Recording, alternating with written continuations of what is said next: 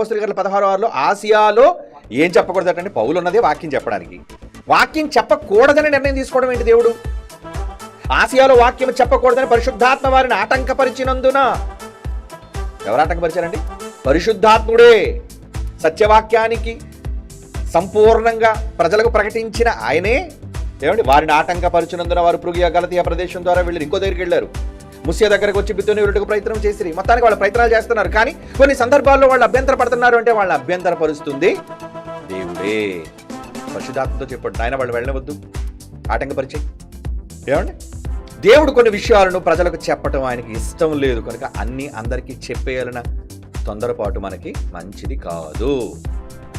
మీరు గమనించారు లేదో, నేను చాలా విషయాల్లో నేను మాట్లాడుతున్నప్పుడు చూడండి, ఇది నేను ఎవరికో కౌంటర్గా మాట్లాడలేదు, కానీ మన పిల్లలైన వారికి విషయం తెలియాలని నేను మాట్లాడుతున్నాను అనే పదప్రయోగం చాలాసార్లు చేశాను. మీరు జ్ఞాపకం చేసుకోండి. ఎందుకు మన పిల్లలకేనని చెప్పాలి అనుకుంటే, మీరు వినేవాళ్ళు వినని వాళ్ళకి ఎందుకు చెప్పాలి? వాళ్ళలాగా వినరు, మూర్ఖులు. వాళ్ళలాగా నాశనానికి సిద్ధపరచబడిన వాళ్ళు. గాఢ నిద్రాత్మ దేవుడు వాళ్ళకి ఇచ్చేసాడు. అరే నాన్న, వాళ్ళు మారరా, వాళ్ళు మార్పు చెందని వాళ్ళు, వాళ్ళ హృదయాలు కఠినములైపోయాయి, వాళ్ళు ఎలాగ నరకానికి పోతారు. ఇక నువ్వు వాళ్ళకి చెప్పడానికి ప్రయత్నం చేయొద్దు.